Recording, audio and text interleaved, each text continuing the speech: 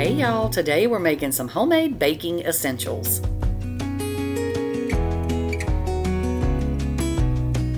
Okay, so first up, we're gonna make some powdered sugar. You're gonna need some plain white sugar, just regular old granulated sugar, whatever kind you use will work just fine. And then you're gonna need a blender cup, of course, because you know, how are you gonna get powdered sugar out of some granulated sugar? We're gonna have to blend it, y'all. So I'm using a blender cup. If you know, use whatever kind you have.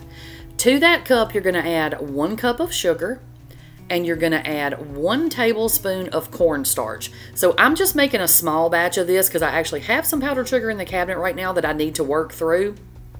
But I wanted to get this to y'all because all the holiday baking is coming up, and I want to make sure that y'all have everything that you need in your little arsenal, you know? So for each cup of sugar, and you can make as little or as much as you want, each cup of sugar is going to require 1 tablespoon of cornstarch, okay? And I'm using my little Ninja, I think it's a smoothie maker. It has suction cups on the bottom, which is fantastic because it doesn't slip all over the counter. Of course, it makes it, you know, you have to pry it up off the counter. But you're just going to blend this for about 30 seconds, okay? And I will link my little blender in my Amazon store. I'm pretty sure it's in my Amazon store.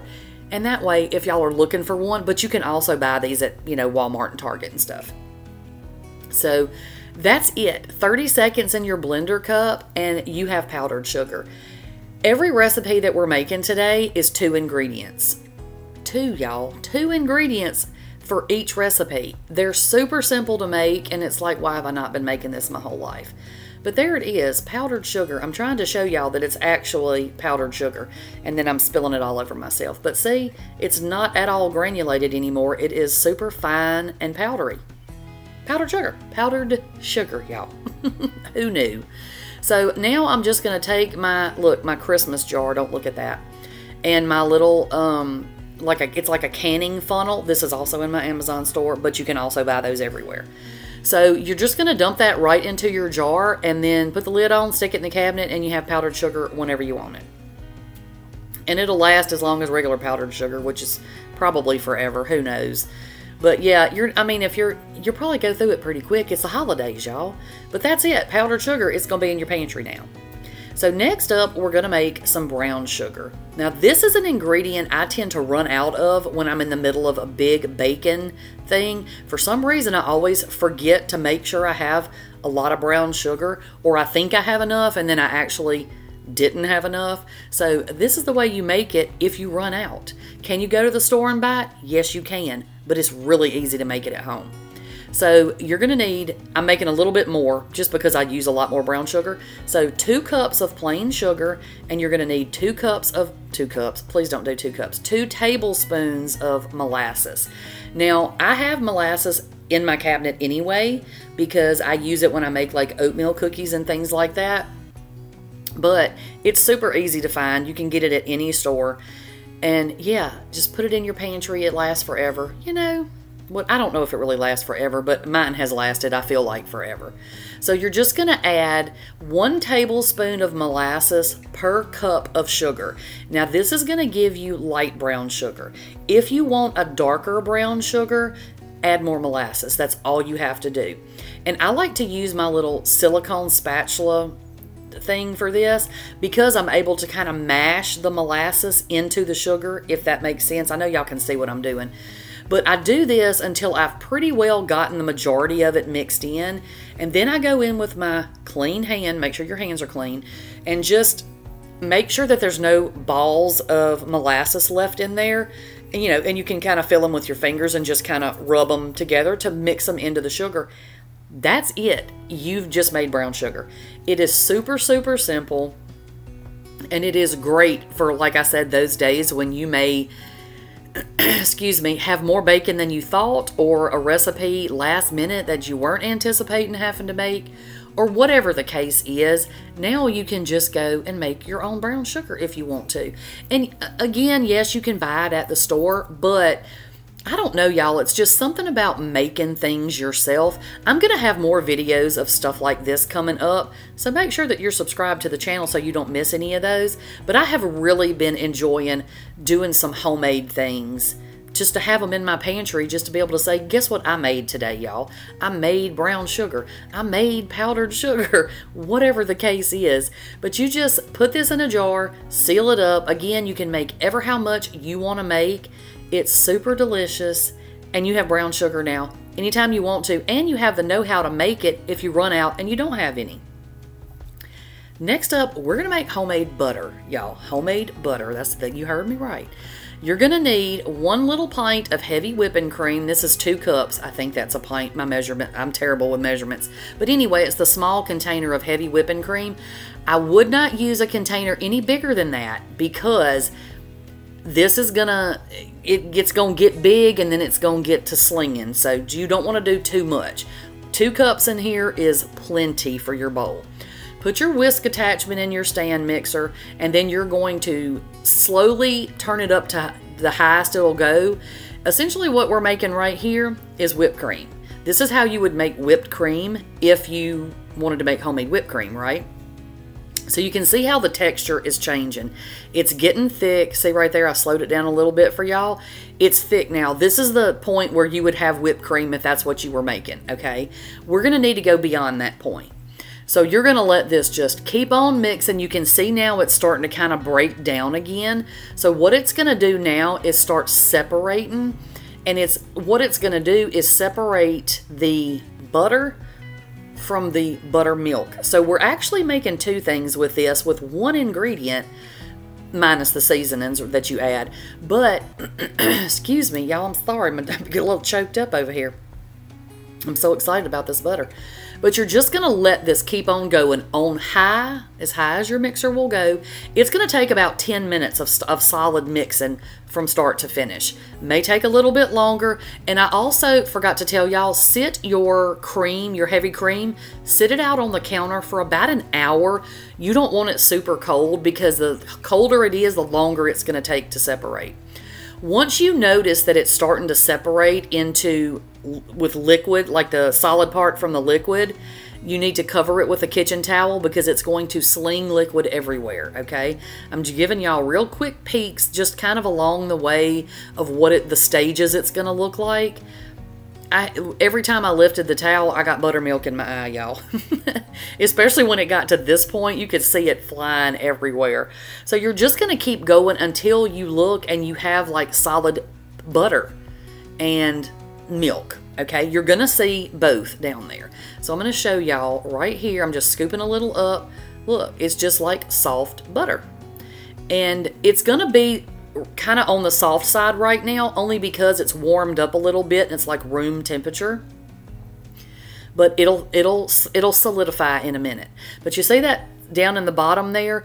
That's our buttermilk. So what you're going to do is get you a fine strainer and you're going to dump your everything that's in there right over into that strainer, and that's going to separate your little buttermilk from your chunks of butter, okay? So y'all, excuse me for clearing my throat. Of course, I didn't need to clear my throat till I started making this voiceover. But ideally, you would have some cheesecloth. I do have some cheesecloth, but I couldn't find it. So I'm going to show you what I did in a minute. So I'm going to separate this buttermilk. Well, we separated the buttermilk and the butter. And I'm just going to save this buttermilk because now you got a little bit of buttermilk. You can put that in some biscuits. You can make some buttermilk pancakes with that. Whatever you want to do, that's what you can do. Now, I have about half of a cup here. But if I would have had my cheesecloth to squeeze the rest of that buttermilk out, we would have ended up with a little bit more buttermilk than this. But I will take what I can get, and that is not going to waste. That's going in the fridge. So now that we have our lump of butter, we're going to put that over into a bowl of ice water. Now I've got 3 bowls because we're going to gently, because like I said, it's very soft. And you want the reason you want the ice water is because it's already warm, and to get it to stay together, we put the ice in the water. Okay, that's my explanation anyway. So you're gonna just get all that buttermilk, the rest of that buttermilk off of there. Just gently squeeze it, roll it over and stuff, and see how the water's turning cloudy. So you're just gonna do that until you have clear water. So I did it with 3 different bowls. And then you're going to want to dry your butter off. I almost put it in this small bowl and I was like, what are you doing? So now you can take just some paper towels. Again, it would have been ideal if I would have had some cheesecloth, but I'm gonna have to find it, y'all.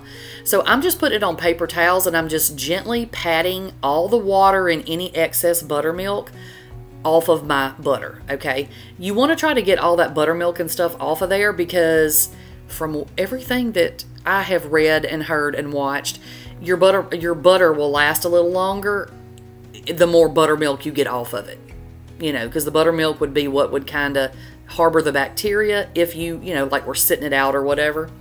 So anyway, get as much buttermilk off as you can. Now I'm just making this just a salted butter, so I added about 1/4 teaspoon of salt to this. And you see as I'm squeezing and folding, there's more buttermilk coming out.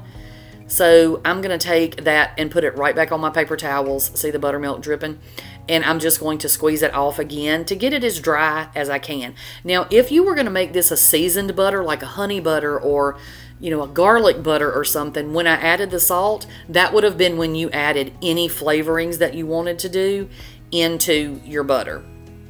And then I'm just going to put this into a little glass container. You can wrap this up in some parchment paper or whatever you want to do. Super, super simple. It's very easy and it tastes delicious, y'all. It is so dadgum good. Now next up, I'm going to show y'all the vanilla. Now I made the vanilla video a while back, but I'm going to go ahead and attach it to the end of this video so that y'all can have everything right here in one spot. So here we go, making some vanilla. Okay, so this is everything that you're going to need. We're going to need some 80 proof alcohol. We're going to need some sort of container to put this in. And we're going to need a little funnel if you're using bottles like this. And we're obviously going to need some vanilla beans. Everything that I'm using, I got off of Amazon, except the alcohol, of course. And I'll make sure that I'll link all that down in the description box for y'all in case you want to go on this vanilla journey with me, okay? So normally I would use just an old jar or whatever I have, but this year I'm giving these as Christmas gifts. So I wanted to make sure that they were going to be pretty when I give them to my family at Christmas time, okay? And we're going to talk about why I'm starting this early. If I'm not giving it till Christmas, we'll talk about that in just a minute. So what we're going to do, this is the rum that I'm using. I'm using rum and vodka because I wanted to see what the difference was. You just need like a clear alcohol. I mean, I guess it doesn't have to be clear, but I'm using clear because I wanted to see, you know, the journey, and it needs to be 80 proof. And then these are the vanilla beans I'm using. I'm using grade A Madagascar vanilla beans. There's 50 in this pack. Like I said, I got them off of Amazon. They are a tad pricey, but not like crazy pricey, and they're still way, way cheaper than if you were going to go and buy some high quality vanilla at the store. I got 9 bottles of this made for less than what 2 bottles would have costed me at the store. And that's just kind of the mid-grade stuff, right? So it's definitely going to come out cheaper in the long run. And like I said, I'm not keeping all of this. I'm going to give this to some of my family at Christmas this year. But I just wanted to do the 2 different alcohols so I could kind of see what the difference in the taste was. So what you're going to do, take a knife and cut your bean, just be careful, long ways to expose the beans on the inside, okay? See, that is full of beans in there. So we're going to put that right down in our jar. Now, our bottle. Now, my bottle these are 8-ounce bottles. And I'm going to do 4 vanilla beans for each bottle. Now, I read a lot of stuff before I started making this. I read a lot. I watched a lot of videos. And this is just the route I decided to take. So I would be honored if you followed my recipe. But if you have a different recipe or you know, however you want to do it, it'll work just fine. Do whatever works for you, okay? So we're just, like I said, we're going to slice down these. You don't go all the way through your bean, but just kind of split the top open so you can kind of get those little beans exposed so we can get all that good vanilla flavor into our vanilla bottles, right?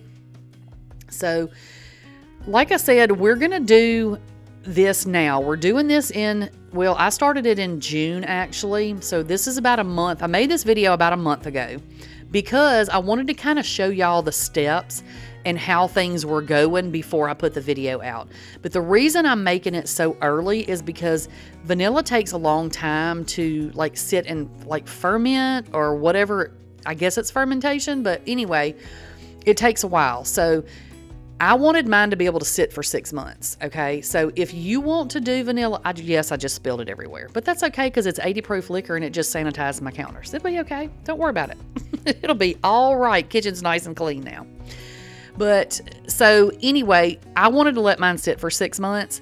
So that is why I started mine in June. I wanted to have plenty of time for it to sit and do what it needed to do so it has the best vanilla flavor by Christmas, okay? So I'm just pouring my alcohol into my bottles, obviously. And I ended up doing 3 bottles of the vodka and 3 bottles of the rum. And then I kind of ran out. I did run out.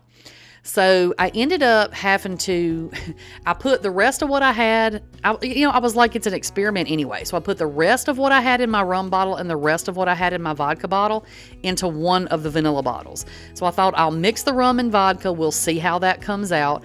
And then I had to go to the gas station up here by my house. Now, y'all know they say the people who always see you at your worst is the people at the gas station by your house. And look, I was looking raggedy when I went in there. Do you hear me? And then I walked in there saying, I need the biggest and cheapest bottle of 80 proof vodka that you got in here. So I know that they all thought that I was a lunatic, okay? But that's okay. I did it for y'all. I did it for y'all. I took one for the team. But anyway, like I said, when I got to the last little bit, I just poured this in here and mixed it together. And then I went and I got a different kind of vodka because that's all they had. So I ended up with 2 different kinds of vodka, 1 kind of rum, and then 1 bottle that had everything mixed into it. So to be able to keep this straight, luckily enough, these little bottles, the little kit I got off of Amazon, it came with these nifty little labels and this little chalk pen or whatever. So I just wrote, obviously, vanilla on there because it's vanilla.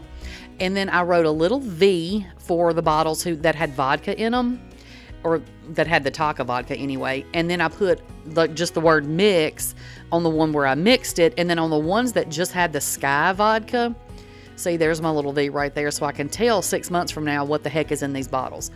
But then the other kind of vodka I got was Sky vodka. So I just wrote Sky on it. And that way I'll be able to taste these and tell, see if I can tell a difference. Is there a difference from vodka to vodka? Is there a difference when you mix them? Is there a difference when it's rum? Like, what is the flavor difference? That's what I'm trying to see, y'all. But don't worry, because I'm going to come back and do another follow-up video around Christmas time. So y'all can see exactly how these end up. But if you want to do these for Christmas yourself, then you need to get started now, okay? So this is what they look like right after I made them. And you can see these last 2 from the end look like they don't have anything in them. What happened was everything I read said make sure your beans are fully submerged, and those beans were really tall. So I pulled them out and just cut them in half and then threw them in my bottle. So that's why it looks like there's nothing in there, but they really are. They're just at the bottom. So this is what they look like after a week. So what I did is for the first 2 weeks, I just left them out in kind of a dark place in my house. And I just went over there and I just shook them every day. Just like this, not shaking hard, but just like this. Turn them over and turn them back up and put them back down. Every day for 2 weeks, okay?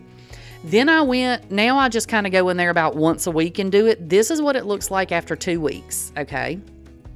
Not a huge change, but it's a little, you can tell it's getting a little bit darker.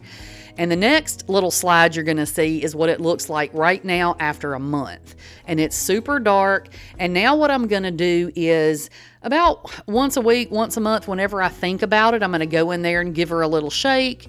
And that's all you have to do. Keep it in a cool, dry place, in a cool, dark place, and you'll have vanilla by December. Perfect gift, y'all. Okay, y'all, we ended up with powdered sugar, brown sugar, some vanilla, butter, and a little bit of buttermilk even. So we are ready to start baking. I hope that y'all enjoyed this video and that y'all are going to be able to use some of these little recipes, these simple little recipes. Let me know what you think about it down in the comments. All right, that is all I have for y'all today. and I'll catch y'all on the next one. Bye, y'all.